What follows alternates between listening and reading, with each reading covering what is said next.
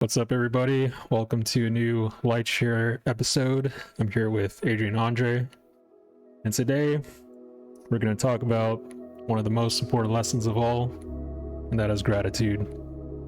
Also, first, happy Thanksgiving to everyone out there.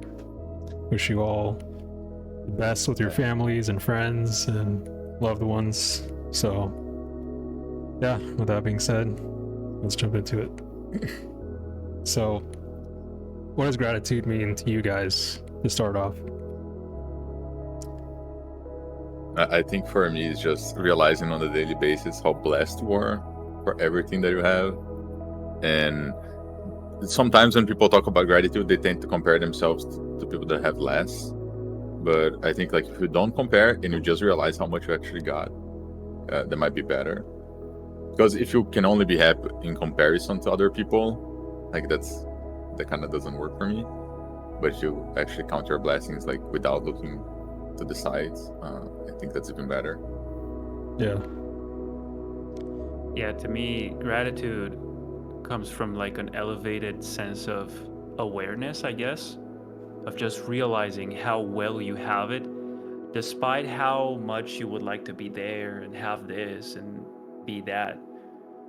Come back here for a second to the present moment, to this very moment right now, and realize how well you have it. First of all, I start really basic, right? Like the mere fact that I'm alive already means so much, right? And then there's expansion levels, right?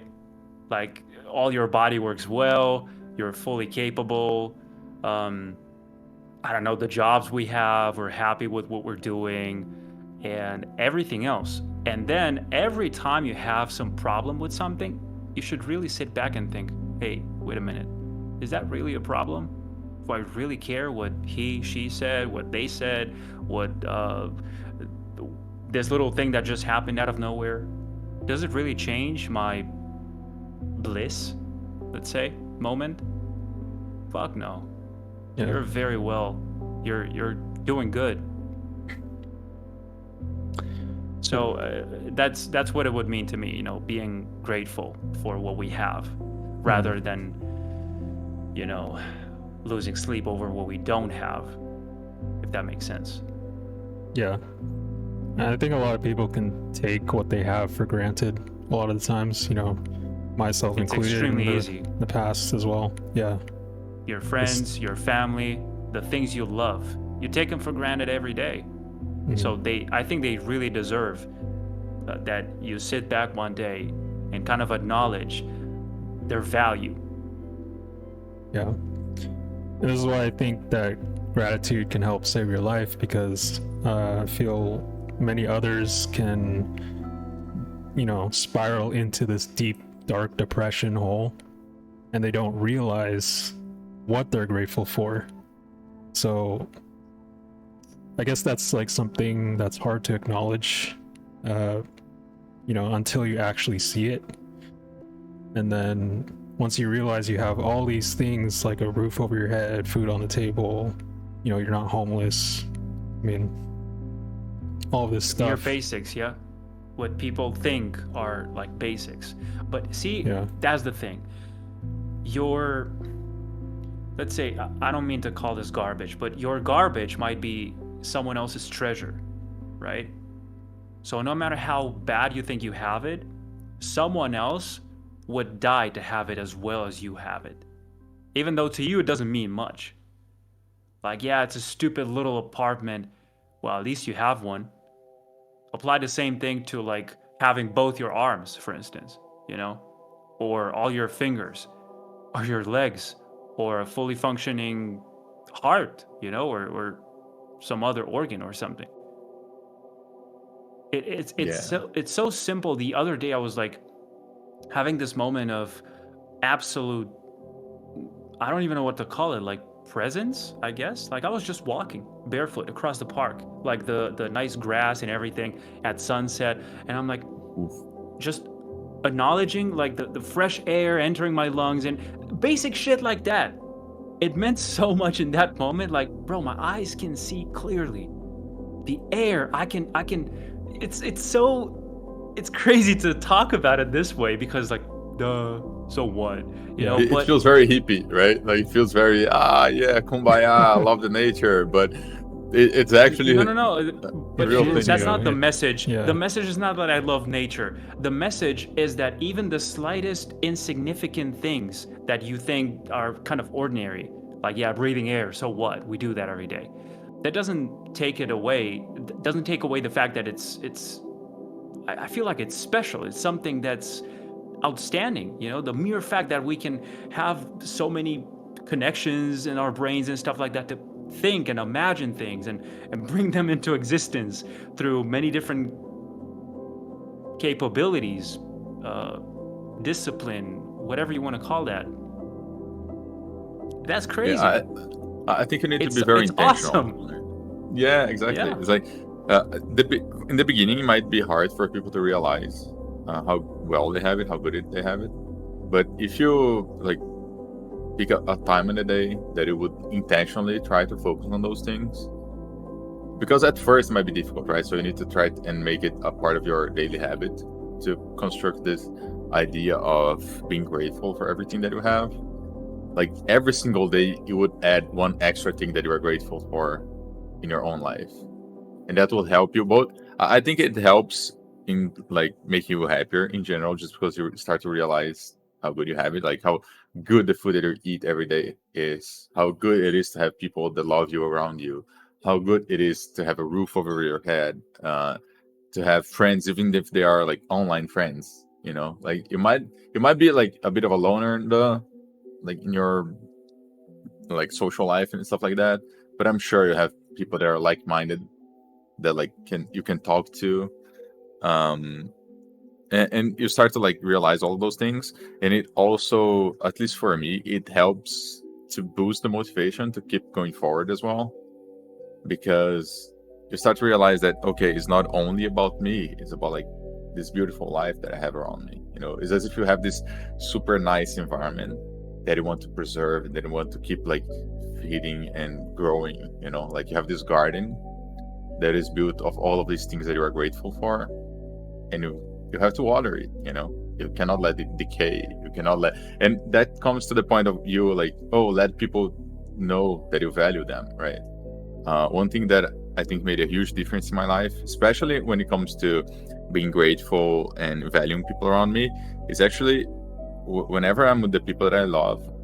Look, I don't have a phone anymore, you know, like I don't have anything else. I'm present in the moment with them, and I'm living that experience, right? And you're actually intentional about it, and they feel it. It's like it deepens the connections that you have with people, and it doesn't need to be like super, again, like super crazy like that, super hippie like that. You know, just sharing a meal with someone, you know, sharing a talk, being together, looking at the sky sometime, you know, like going for a walk, whatever it is, like spending a time with that person and actually being there and making sure that you create this like extra bond.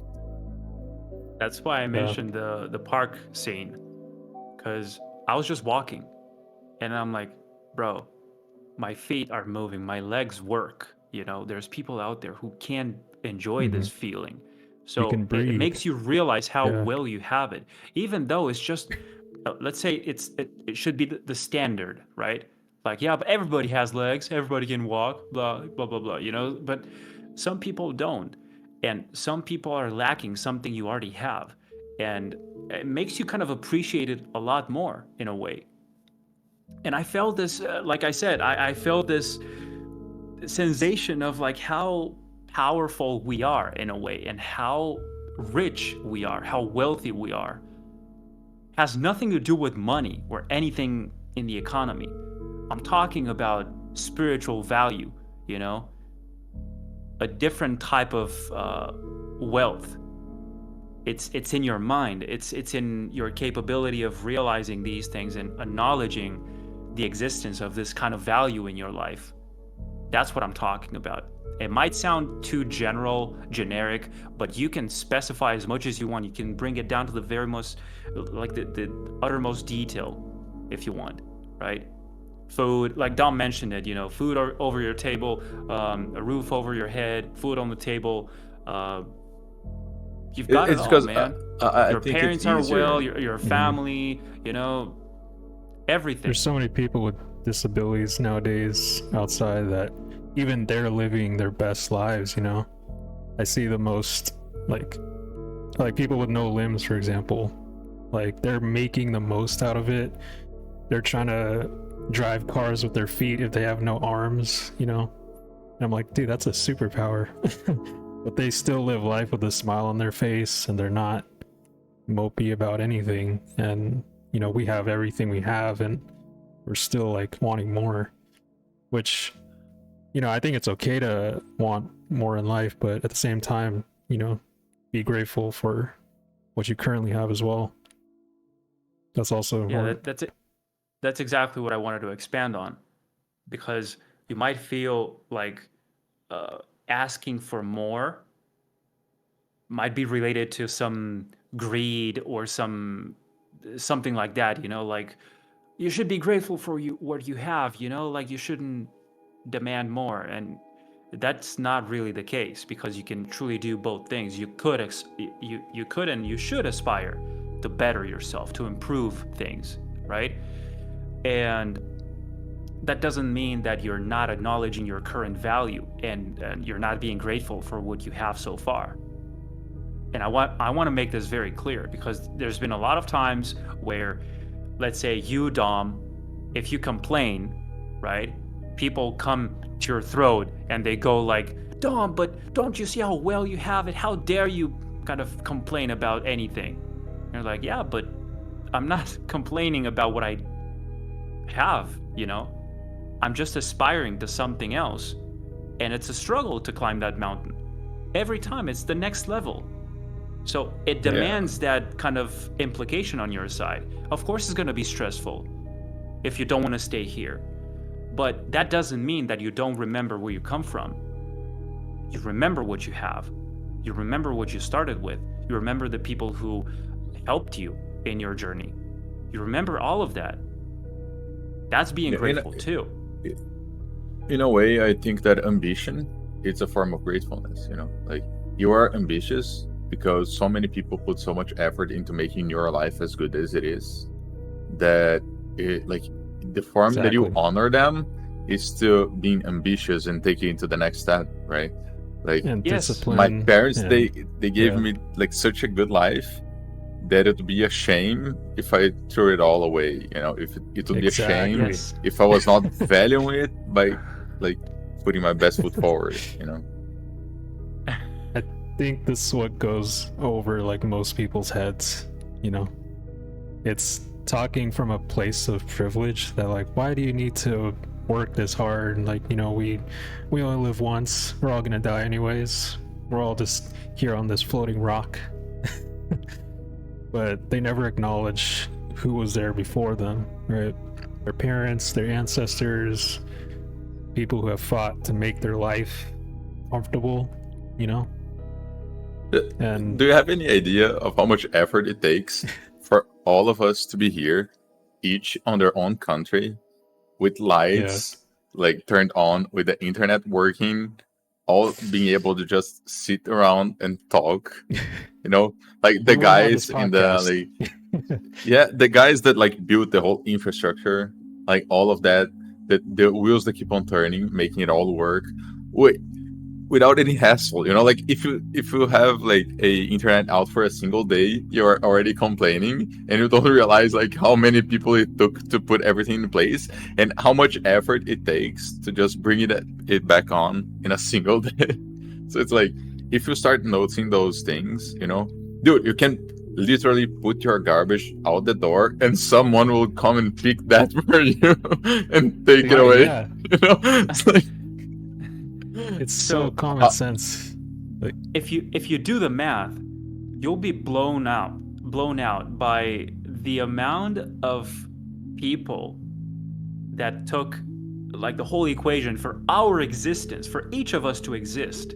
Like the amount of people who were implicated in this equation just so you and I and you could exist today is insane.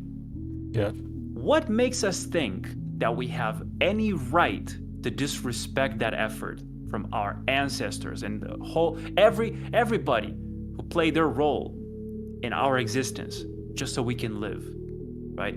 Oh man, That invokes a sense of deep duty and Oh, but I'm Adrian, not sure if they were from a different What? generation. haven't you ever heard the what they'll argument? say. I never asked to be born. Oh yeah, I did, yeah. I freaking hate that. I don't agree with that, but that's my opinion. No, You it's know, because you like can think whatever you want. people would say that, people would Yeah. say like, Yeah. didn't choose to it's not my be- fault. I never yeah. asked for I didn't this. choose to be born. Yeah, sure. Yeah, no one did. Maybe there was a darling. reason. There's a reason why you're here on this earth, either from like Exactly. a higher, being, and you're placed on this earth for a reason to find a purpose, to help others, to, grow your own Yeah. path and expand your legacy, whether it's, your work or your passion. You just reminded me. You reminded me of something I thought years ago, which was at the time where everybody was like exploring. They still are, but they're like thinking of what's the meaning of life? What's the purpose of life? What? And I thought the purpose of life is to actually discover what your purpose was. You came here with a purpose, and your whole reason of being here is to find what that was. And that's the story of your life. That's your movie. That's your book. That's everything you're going to go through, right? And yeah, dude, it's just insane to realize how many times we lose track of this idea, and we just take refuge in our problems and insecurities, and we start blaming people left and right. There's this thing going on around outside where people are like, oh, there's this thing called main character syndrome, where people are acting like the main characters of their movies or their life, whatever. Are they And not? it's like they're What the seeing fuck? it as like cringe or whatever, and I'm like, Bro, well, how's that, but it's Aren't you supposed to do that then? Like, it's your do life, you bro. want to be Who's, No, your- I think- who's the main character in your life then? If it's not you. I think You I telling think me it's- someone else is driving this bus? What the hell?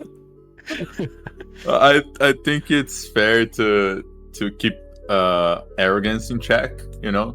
I Yeah. think that's fair. I think it's fair to realize that you might be the main character in your own life, but everyone's running on their own like movie, so Of course. everyone is their own main character, and like not to like.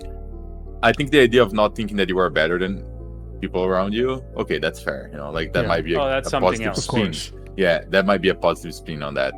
But the Everyone idea is that you still, should not, the main storyline of who they want to live or who they want to be. You're only in and you control should of treat that. yourself that way as well, Yeah. right? Like you should. But it's funny, like if you think that way, like, oh, am I the main character? And you start to every decision that you make, like, okay, what would the main character of a movie do at this moment in my life? Dude, they would make the right decisions. You have watched a bunch of movies, you know what they would do. You just need to do that. Don't you guys think that the people, for example, the people who believe that that's cringe or that's not true, you're not a hero, you're not the main character of your story, blah blah blah, don't you think those people are more likely to be let's say distracted from their main path, their main goals, their main dreams, and end up falling for the trap of giving remember the bus I mentioned earlier, the wheel, giving that to someone else to drive it for them?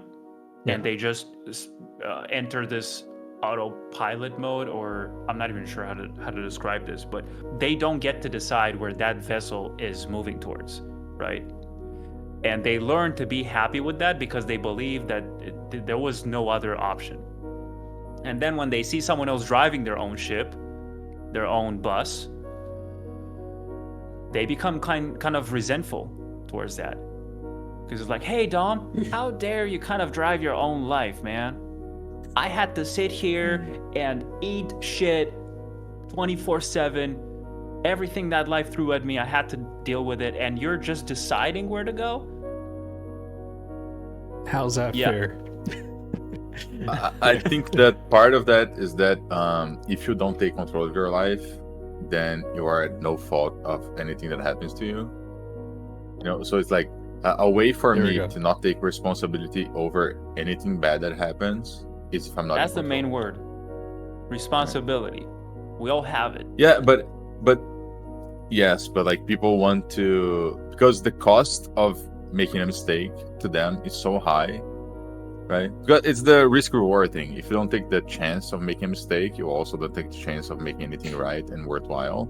So I'm just gonna give the control away so that I never run the risk of making a mistake. And the consequence But that then people you don't end up paying realize. the price, right? Yes, Price exactly. for The that. price is the fact that you cannot have anything great happening as well. And people, I don't think that people realize that, Mm. but they want to avoid pain so much that it becomes the like that burden that you were talking about, you know, that like resentfulness of people that Yeah. try and succeed because their lives not on their own hands.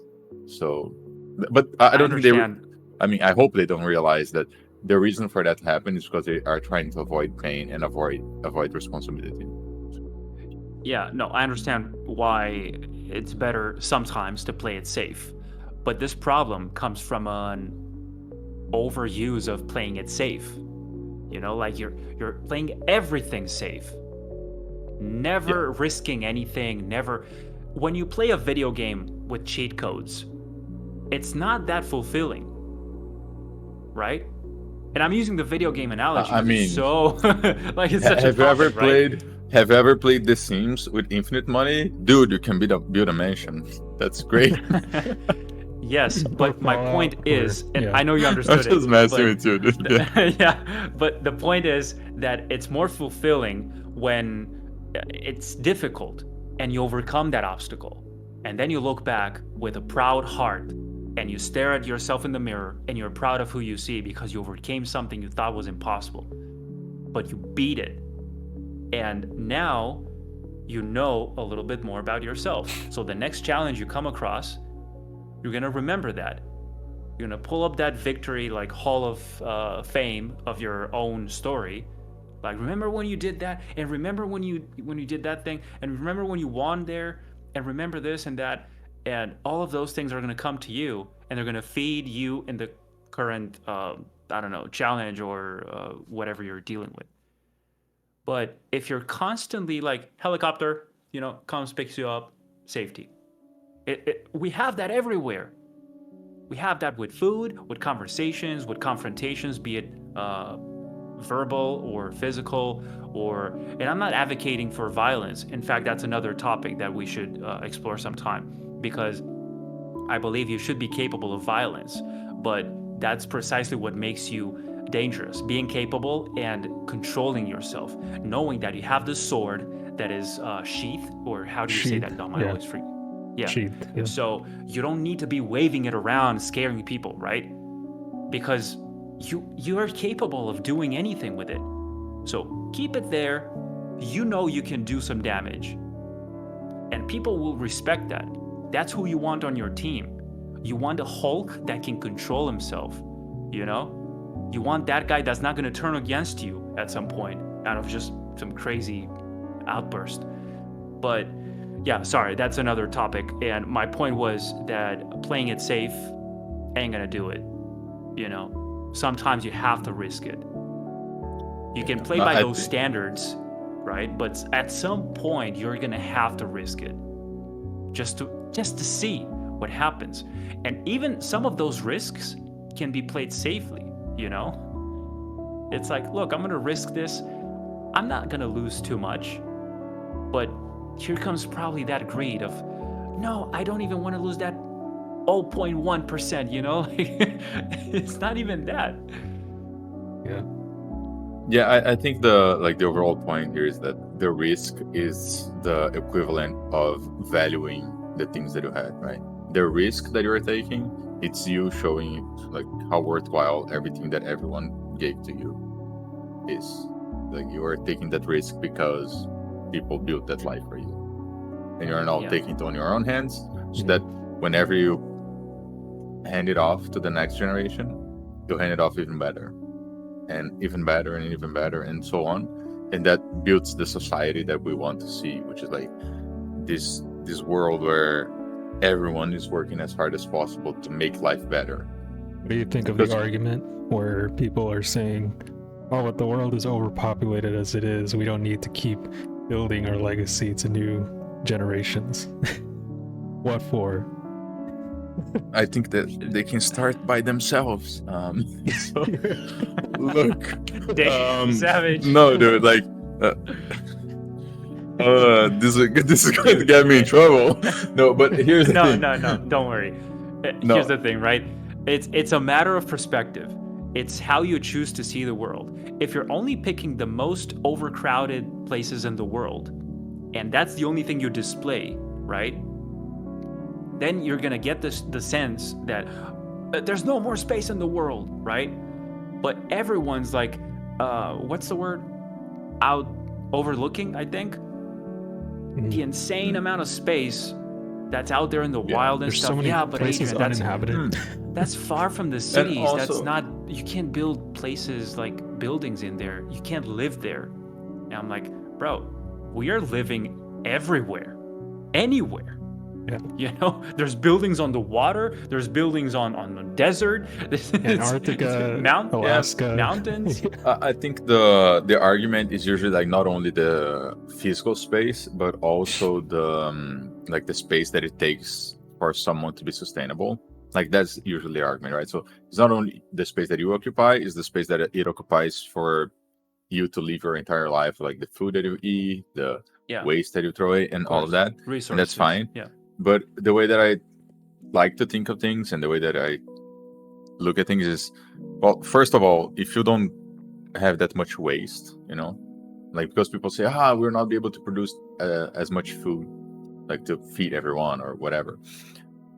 Well, if you actually, I think that currently we do produce, like I might be wrong, okay, I don't pull my statistics on me, but last time I saw it, it would be like, if every food, the amount of food that we produce was distributed to everyone that lives in the world, would have more than plenty to feed everyone. So like that argument's kind of like, it's more a matter of distribution than actually being able to produce things. Nailed it. Right? And then you are automatically denying the possibility of people to optimize life, you know, to optimize the distribution of food, bringing electricity to places in the world that still don't have it, you know, bringing drinkable water, making everyone's life better, and how much those people that have the life better now can help the world to become an even better place to the next generation. So the idea that because there's hard things happening in the world, there is disgrace in the world, it's not worthwhile to live, or it's not worthwhile to keep going. My argument would be that as long as there is like one positive thing, as long as there is like one single positive human being in the world, it will be worthwhile to keep investing in us, you know. I think the idea that one negative like completely denies any positivity there is, I think it's completely the opposite. I think that one positive interaction, look, if you just need to look at your own day, you know, like there's an expression that, oh, you made my day, if you had like one positive interaction. So if one positive interaction can make your whole day, even with the amount of disgrace that the world is bringing onto you, like, come on, dude. You know that the positive outweighs the negative. And you know that if you strive for positivity, it will outweigh the negativity. Look at that dislike on YouTube. We're probably going to get a few for this, but, you know, they kind of like stick with you. I take responsibility for 5 of those. I'll take the other 5 then. We'll live with that. Yeah. Why do you have to ask this, Dom? Anyway. Hey, that's what our channel's about. You know, we're here to kind of shake things up a little bit and let's push the boundaries, ask questions. Keep the conversation going. Yeah. If you are someone that is in the comments and you are thinking exactly the negative way, give our way of thinking a chance. You know, give the different thought process a chance and try to live like this for a while and see what actually is better. You see the positive change that you can make in the world if you just stop being like completely negative and completely like getting defeated already. Like, you're breathing, you can fight, so come on, let's do it. Exactly. Like, why do you think we are here meeting like every time? Why do you think this is called And Lightshare? we're not even like a big channel yet, but we're fighting every day to make this a reality for people out there, because we want to help people and we want to motivate people. Even though our views and our numbers aren't like the highest there is out there, we're still making an effort and we're still showing up. So Hey, we might want to expand and make Darkshare at some point to please those other audiences as well, oh yeah, there'll be a place for that. And maybe share the other side of this. Let's everything's milk the bad, call. we're gonna Let's die. milk the call both ends. Yeah, No, I mean, dude, I think it's yeah, we just hope to shed some optimism out there, even though there's like this whole what's it called, like discouraging thoughts about positivity and stuff in this dark world. It's like, Yeah. why? Dude, the holiday is Thanksgiving. Whenever they create a holiday for like being defeated, you can celebrate on that day. But today we are being grateful. Yeah. Hey, I just wanted to say something real quick, like coming back to the main topic, which is gratitude.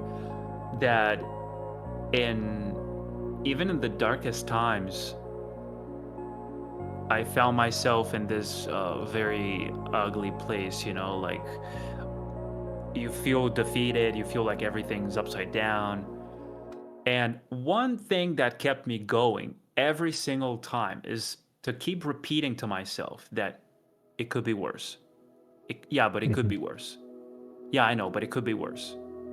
Every single time, bro. No matter what you think, it can always be worse, right? Yeah. And it probably doesn't even end in death. It's probably worse than that somehow. Go figure. But that simple quote, let's say it kept me going through the darkest times, right? Like, oh no, this program crashed. Bro, it could be worse. Yeah. Something could be worse. What could be worse?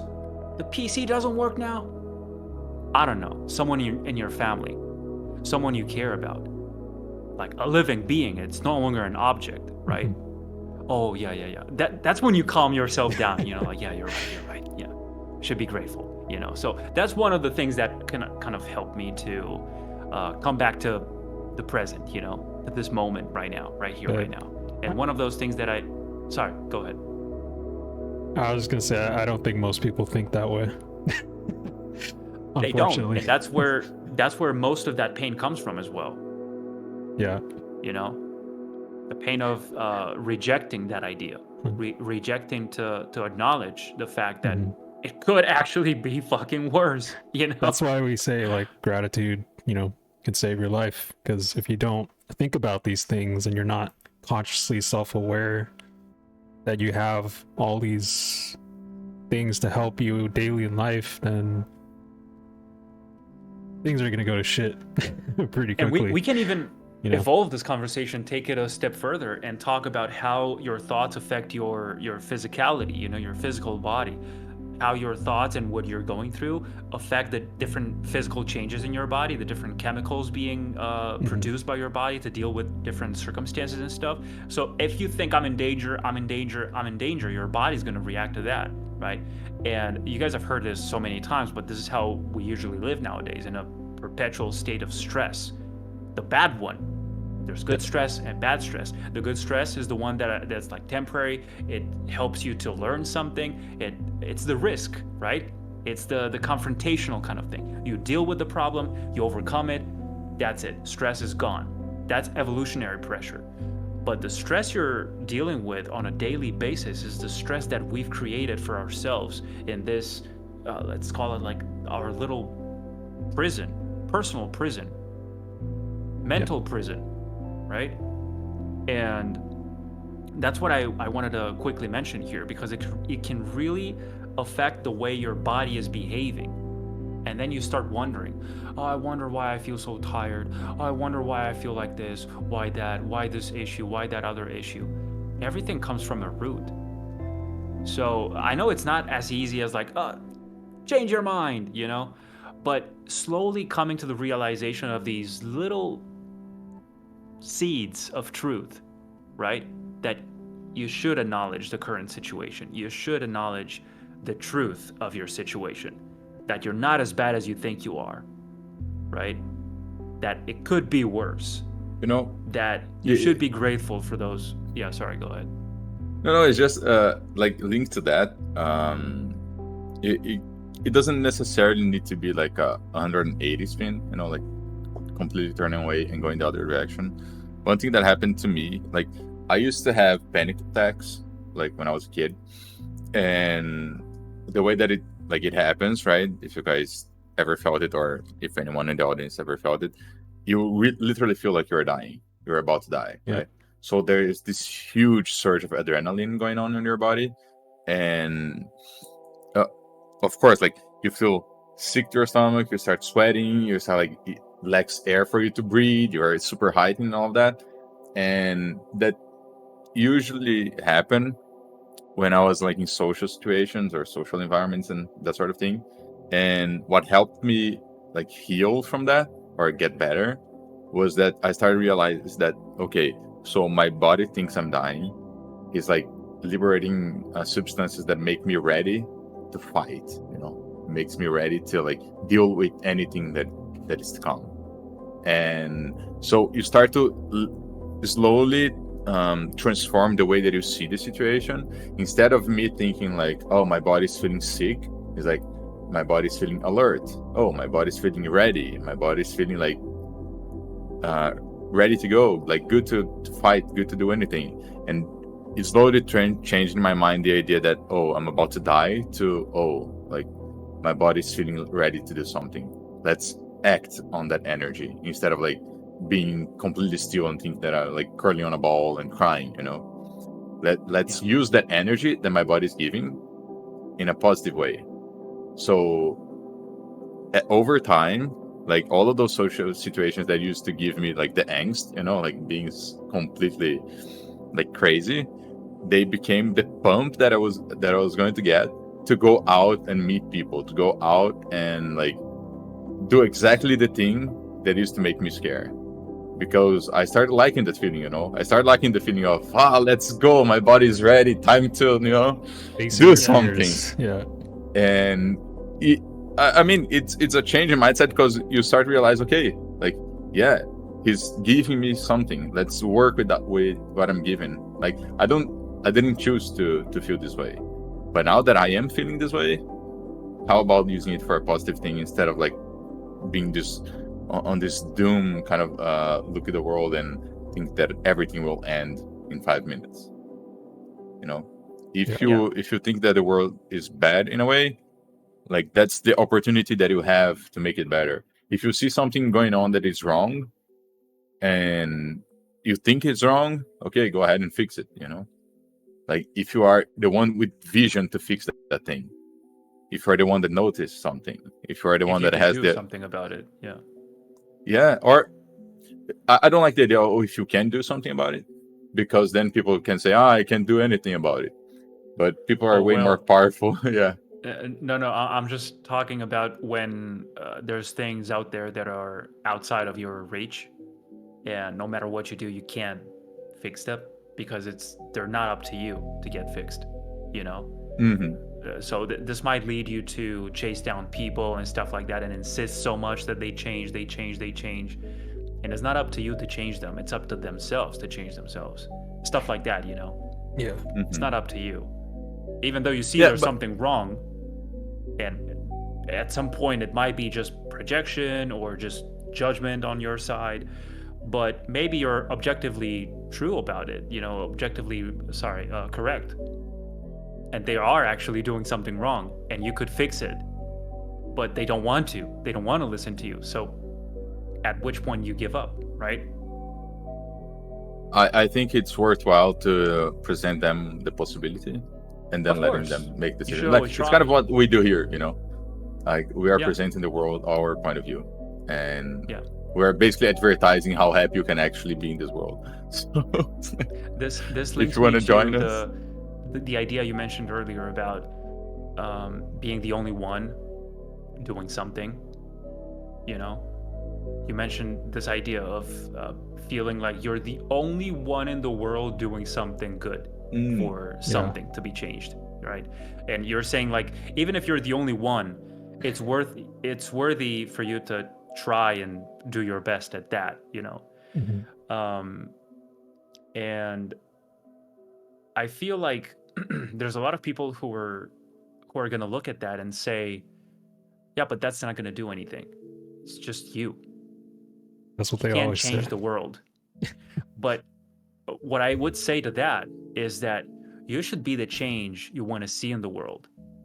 Because if everybody did that, we would move like an extremely synchronized, massive body of people, all moving, coordinated, and everything. Everything would be so much more, I don't know, flowing so much better. If you look at any other successful person, people will doubt their abilities. Like Walt Disney, for example, they didn't believe he could make the first animated film or the first animated show. And then he went on to go making theme parks, and people thought that his theme park wouldn't attract very many people. And now it's like $1 billion franchise. Or just like now that we're doing this challenge and stuff and we're running and everything, same with the marathon thing, right? There are certain times that people thought years ago that could not be broken. You can't run faster than that. And there's one guy who did it, like 3 seconds faster, I think. And then 20 more did it, and 20 more did it, and a lot more people started to run that fast. Even recently, this guy, I forgot his name, but it's Kipchoge or something like that, right? This guy that ran a marathon under 2 hours. Dang. In under 2 hours. 1:57? I'm making this up, but yeah. Anyway, impossible, it's impossible. But he did it. And now, I guess there's going to be more people aspiring to that number and beat it. It's the way it works. Once you see someone pulling it off, you want to be that guy and better. It's how it works. It's how you get better, right? And also, there might be people around you that, like, there might be people that are just thinking the way that you think. Oh, I'll be the only one. And then because no one is doing that, like they just need to see one extra person doing it. So they're I'm not the only one anymore. It's like the empty room. I mean, not the empty room, the room full of people and no one's raising their hand, right? And you're asking any questions and no one says anything. But the one who has the courage to raise their hand and then is usually there's the one that guy. There's get all the answers. There's that guy raising the hand. And soon enough, everybody else is raising it. Yeah, me, choose me, pick me. So it's almost like people need that little encouragement to come forward and do what they want to do, but they're afraid of. Because that's the thing, right? You guys have heard this for sure. Like, whenever you come across something that you truly want to get done, but you're afraid of it, of making it happen, that's precisely what you gotta do. Yeah. Think of skydiving or jumping into a pool of water. Like, I'm afraid of this, but I'm excited about it at the same time. It's your call. You gotta do it. And then always happens, the same thing. It's always the same thing. You do it, and after you're done, you're like, I want to do it again. The same thing you were so scared about, you're so afraid of, now you want to do it again. That's how it works. You prove to yourself that you can do it. And that's the thing that I was mentioning earlier, like the breathing thing and, acknowledging the simple things. That's where gratitude is. And the little things. It's the little things, ordinary things. Breathing was one of them only, And it's just so simple. And this ties up with what we discussed about the way it affects our body and everything, you know, and the way we're feeling. It's something that you even forget about. Like, of course, our body is designed to kind of, like our mind, you know, is designed to turn into autopilot mode certain functions like digestion, the heart beating and everything, right? And even some patterns that are created, like even breathing, you know, you're not consciously breathing all the time. And sometimes if you're sitting the wrong way, like I am right now, I'm a little hunched over. I'm not sure if you can see, but I'm not sitting straight. If I would sit like this, my chest would open up and the lungs would be able to inflate the proper way. And suddenly everything works a little better. That's a conscious decision, right? So you have to come back to the present, become aware again, self-aware, and take control of your life, of your movie, your book, your story. It's you. You are the main character. If it's not you, who is it? Right? Yeah, no one can do it for you. That's for sure.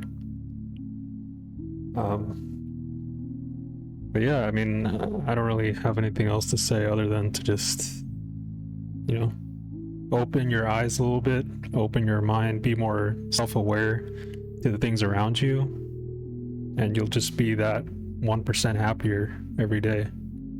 Yeah. Because everyone's homework today, you know, find one thing to be grateful for. that's all it takes. And then from there, you can see how a little bit easier your life is than someone else's who might not be as fortunate. And you'll start to realize, like, everything starts to make sense. I do have a purpose on this earth to live. I do have goals that I'm striving for. You know, that's how it works. One thing I would, if you guys want to say something else, go ahead. I'm good. Because one thing I was going to end this episode with is that we could look at those bad things, you know, which to you might be bad, to someone else, they would pay for it. But when they happen, you could choose to look at them as a challenge, as a test, as something that's testing you. And I know this is going to sound weird, but we should be grateful even for those bad things happening to us. I think there's treasure in every wreckage, and there's a lot of things to learn from those situations that we think are disgraceful or very bad or unpleasant. So I know that's why I'm saying this is very weird to say, but whenever something bad happens, try to be like, good, let's deal with it. You know, Bring it on. What am I being tested for? Yeah. Right? What is this? What am I supposed to do now? And you'll find answers, you know, but the problem is nobody talks to themselves anymore.